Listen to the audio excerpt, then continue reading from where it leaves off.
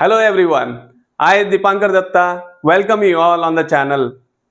Today in this video, we are going to learn about what is participle and what are its uses.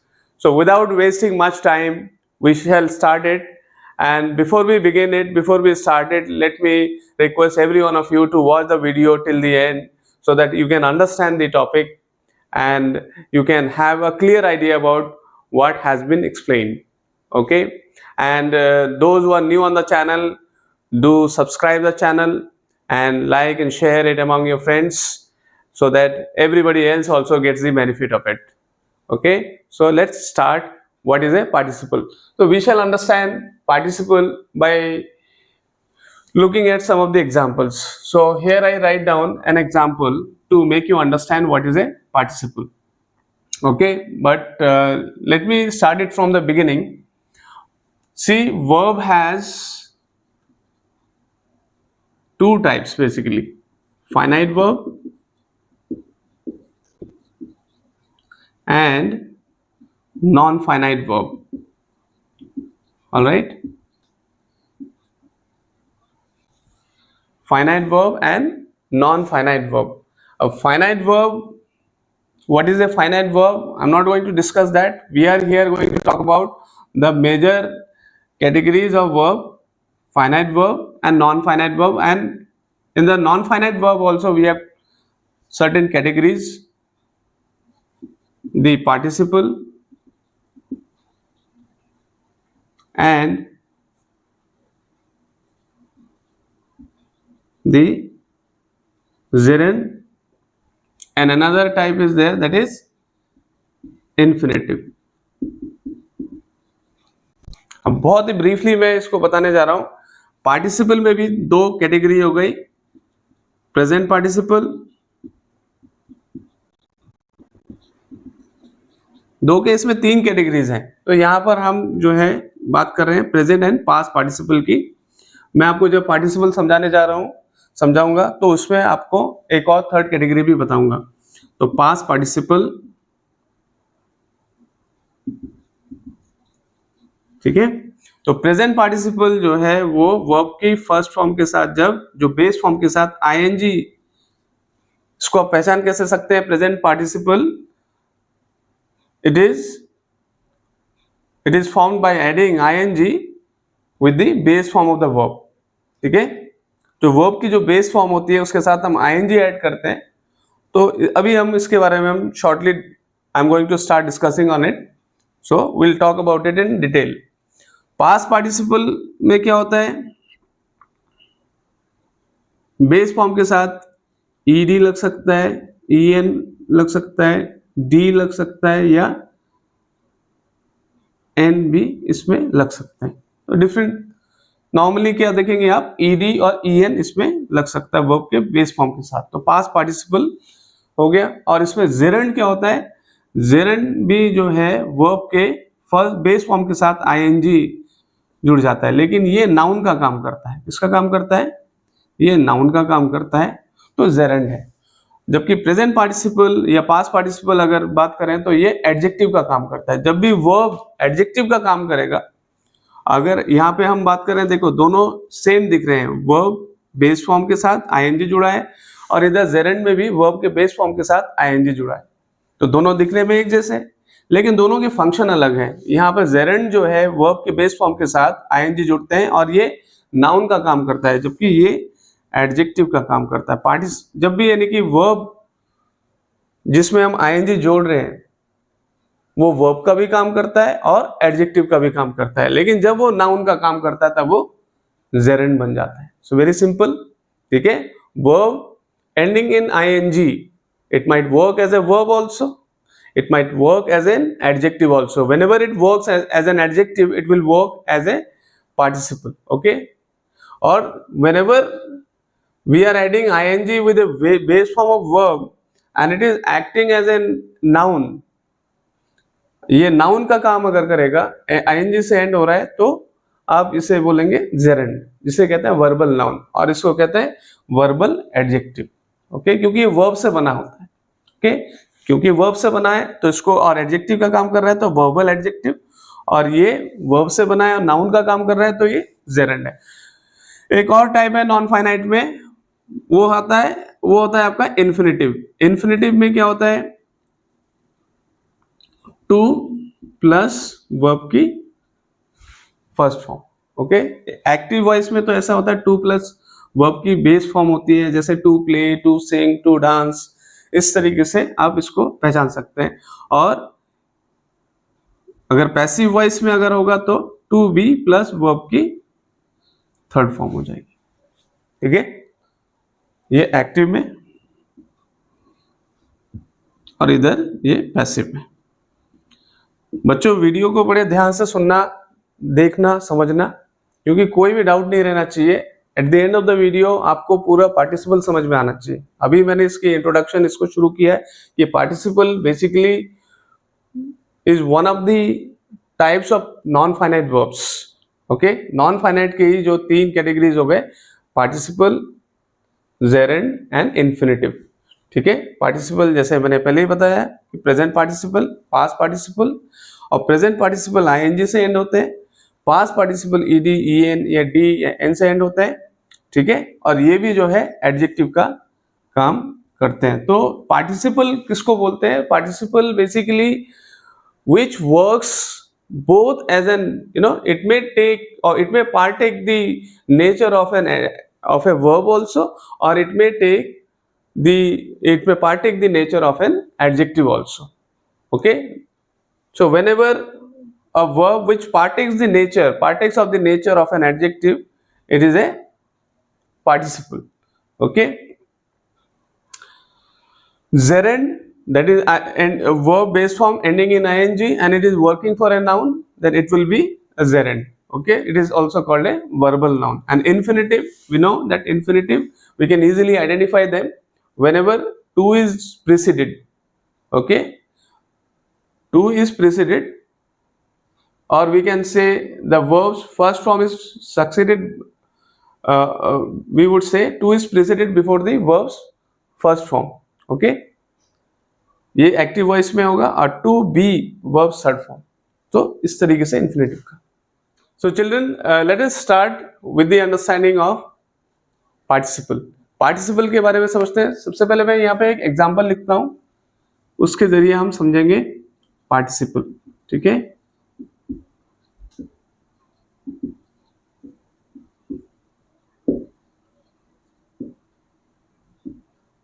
now I've written a sentence here, hearing the noise the boy woke up. तो जैसे मैंने अभी थोड़ी देर पहले बताया, जब भी आप इसमें देखेंगे ये जो वर्ब की बेस फॉर्म के साथ आईएनजी आती है, और यहाँ पे आप देखेंगे कि हियरिंग जो वर्ड है इस सेंटेंस में, हियरिंग वर्ड क्वालिफाई कर रहा है नाउन को, just like an adjective does. So an adjective qualifies a noun. ठीक है, the word hearing is qualifies the noun there. Okay, just like an adjective. So you can see that the verb ending in ing is functioning as an adjective. Okay, since it is qualifying the noun the boy. और साथ में एक object भी वो साथ में लेके चल रहे हैं, ये गवर्न कर रहे हैं एक ऑब्जेक्ट को भी। ठीक है, ये जो वर्ड है hearing, it governs an object also. ठीक है, तो हियरिंग जो है बॉय को क्वालिफाई कर रहा है, just like any adjective. Adjective qualifies करते हैं किसको? Adjective qualifies a noun. Got it? उसी तरीके से ये जो वर्ड है hearing, therefore is working as an adjective. Okay, so verb base form ending in ING functions here as an adjective. Okay, so whenever a verb which is ending in ing and which does the work of an adjective, so this would be called present participle. Okay, and a participle, if we define what is a participle, A participle is that form of a verb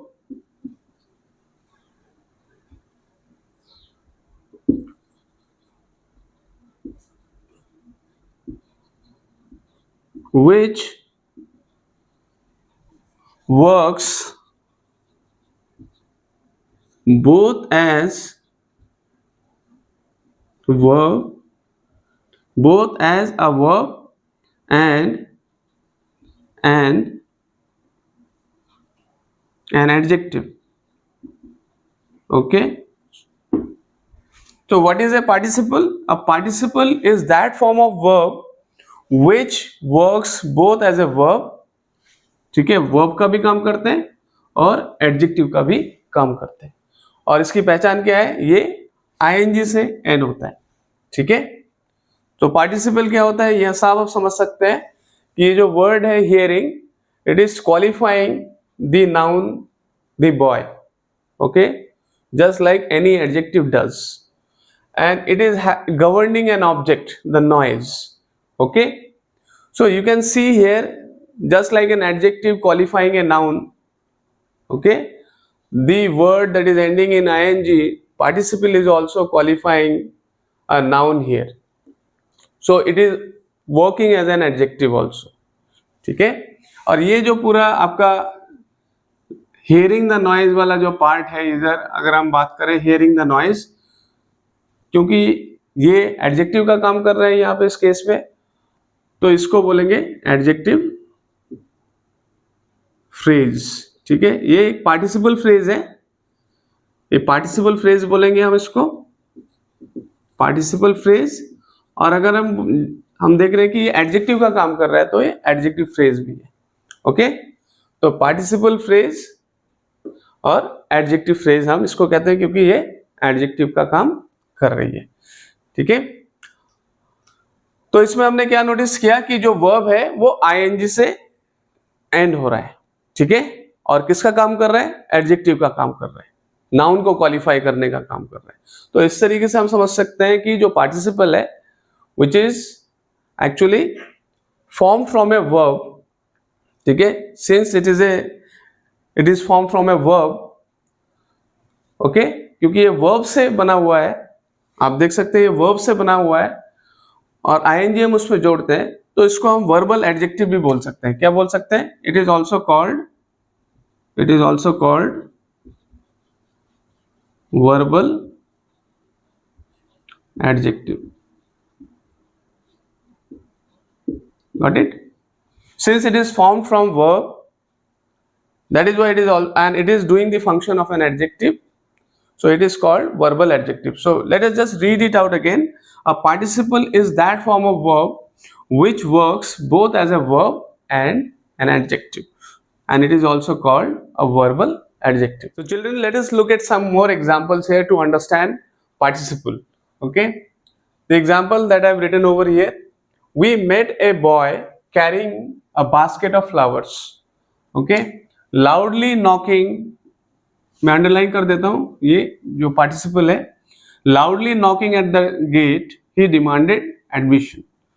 The third sentence, the child thinking all was safe attempted to cross the bridge. इसमें आप ये देखेंगे कि जो present participle होते हैं, in all these examples we have seen the use of present participle, and present participle represents an action, okay, ये qualify तो करते हैं नाउन को, ठीक है, just like an adjective, it does the function of an adjective, but at the same time we have to understand that they also represent action like thinking, knocking, carrying, but what kind of action, the action which is going on or the action which is incomplete, ठीक है। जैसे मैंने अभी थोड़ी देर पहले बताया कि participle is that form of verb which does the work of a verb as well as an adjective, ये वर्ब का भी काम करते हैं, एडजेक्टिव का भी काम करते हैं, ठीक है।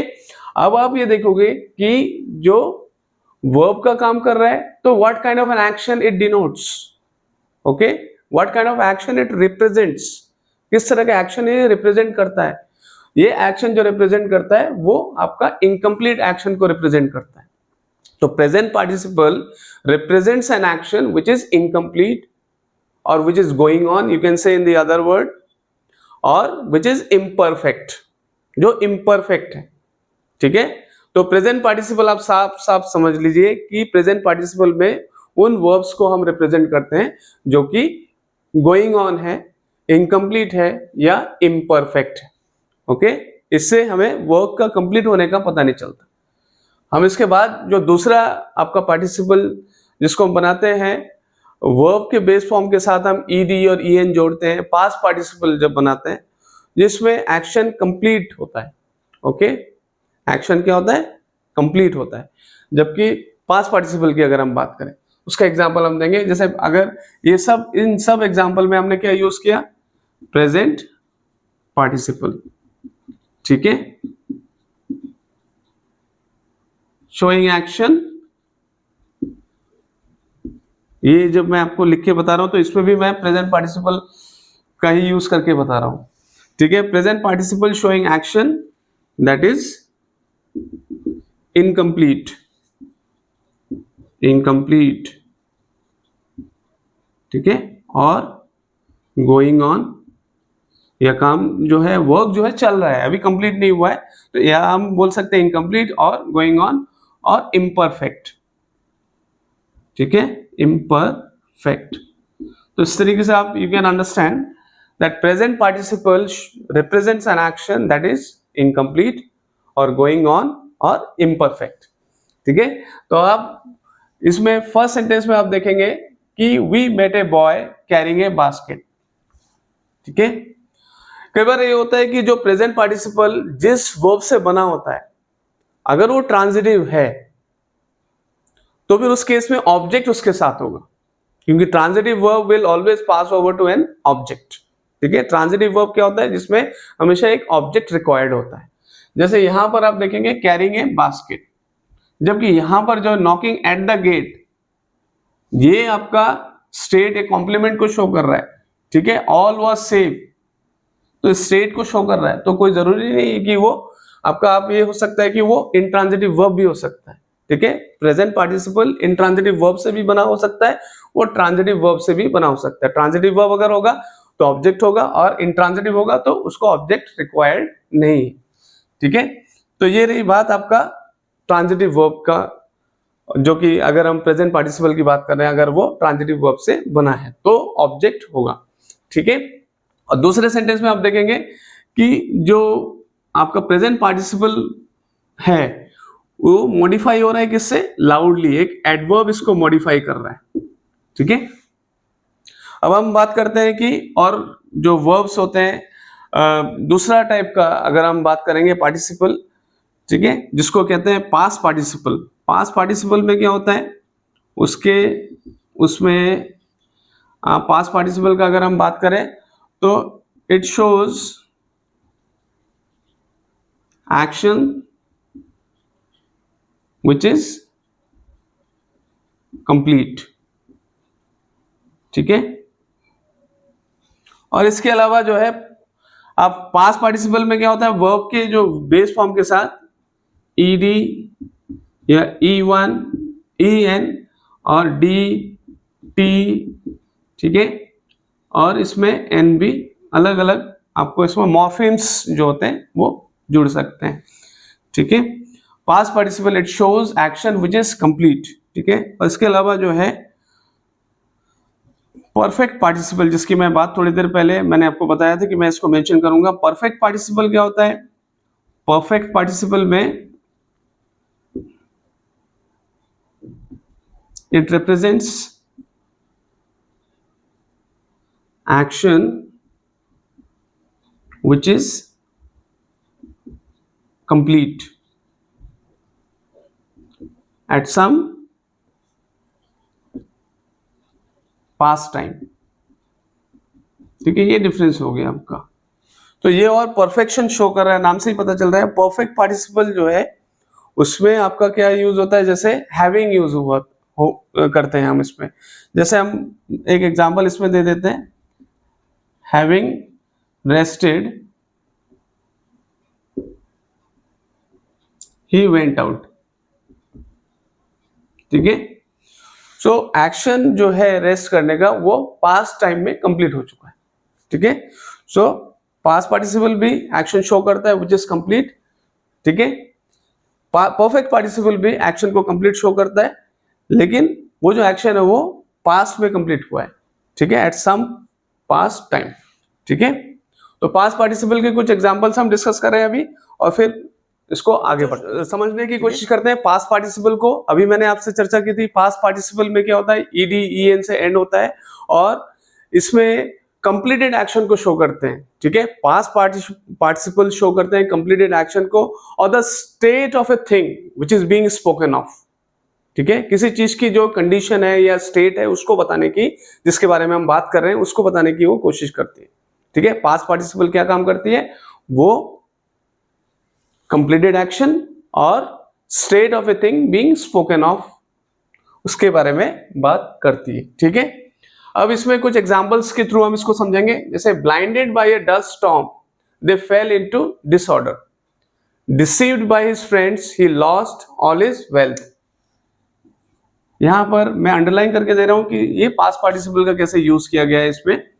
Time misspent is time lost, driven by hunger, ठीक है, we saw a tree laden with fruit. तो आपने देखा है कि इसमें कई जगह ईडी लगा है, कहीं पर टी लगा है एंड में, और कहीं पे सिर्फ एन लगा है, ठीक है। तो इस तरीके से जो है नॉर्मली ईडी और ईएन से एंड होते हैं, and past participle does the they talk about the completed action, okay, and they also talk about the state of an action or state of a thing that is being spoken of, okay। इसके अलावा जो है perfect participle होते हैं, जैसे अभी थोड़ी देर पहले मैंने बात भी की थी। परफेक्ट पार्टिसिपल में कंप्लीटेड एक्शन की बात होती है, action at some past time, ठीक है। The action that is completed, just like past participle also talks about the completed action, but here we are talking about the completed action at some past time, like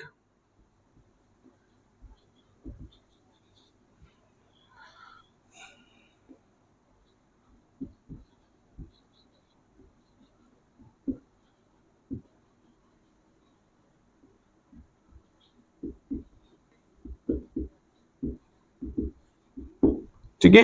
Having spoken on the matter, he kept quiet. So the action of speaking on the matter was completely done. It was perfect. So there is a difference only in terms of degree. Also, we can see that in past participle the action may be complete, but if we look for more perfect action, okay, perfectly done action, then in that case, or the action that has been completed in the past, then we'll be using having, okay. Having, if it is suppose in passive form, then having been we could use, okay. Having been hurt or having been deceived by friends. So there will be, like, suppose if I say deceived by his friends, he lost all his wealth. That was the example that we have written just over here. Deceived by his friends, he lost all his wealth. If suppose if I write having been deceived by his friends, he lost all his wealth, तो उसमें degree का फर्क आ जाता है आपका, ठीक है। Completed action तो वही भी है, कंप्लीटेड एक्शन आपका परफेक्ट पार्टिसिपल से भी होता है, बट परफेक्ट पार्टिसिपल में जैसे कि नेम से ही पता चल रहा है, perfectly done, the action has been perfectly done, but the action has been done at some point of time in the past, okay. Now we will talk about some examples also, some more examples in which the participle is working as a qualifying adjective, okay, and they are used with a noun or pronoun. Let us see those examples. So children, let us look at some examples here wherein how participle, the present participle and past participle, they are used with a noun or pronoun, okay, and they are working as a qualifying adjective, okay. How? I have just written two examples over here. Some more examples can be written, like a rolling stone gathers no moss. So here it is an example of a present participle which is working as a qualifying adjective, and his tattered shoes need mending. Now here in this example you can see tattered, which is a past participle because it is ending in ed, and it is also working as a qualifying adjective. Okay, and it is used with a noun there, shoes, and rolling is used with a noun there, stone. Okay, it's a noun and it's a past participle and it's a present participle. Okay, both of them, they are working as qualifying adjective here. Previously we've discussed about present participle, past participle working as verb. Okay, here now we are showing you, though even in that situation they are working both as verb and they are working both as a verb and an adjective. Here we are showing you the examples of present and past participle which is working purely as qualifying adjective. Okay,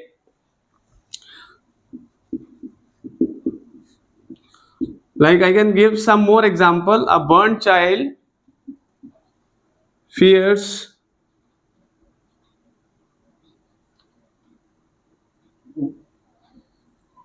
little spark. Okay, he saw a speaking tree. Okay, more such examples can be given, but with the help of these few examples only we can understand that both the present participle and past participle working here as purely qualifying adjective, and if they are working as qualifying adjective, then what is the difference between the two? That is the question that you should ask. Okay, the question that we are asking here, if both are working as qualifying adjective, they are used with a noun, then how come there's that they would be same? Then what is the difference between them? The difference would be that, when I say a rolling stone, what it means? A stone that rolls. Okay, that rolls. Stone that rolls. So it is active in sense. Active in sense. The present participle used as a qualifying adjective is active in sense. Whereas if I say tattered shoes,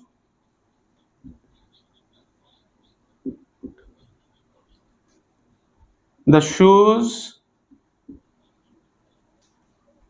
which have been tattered.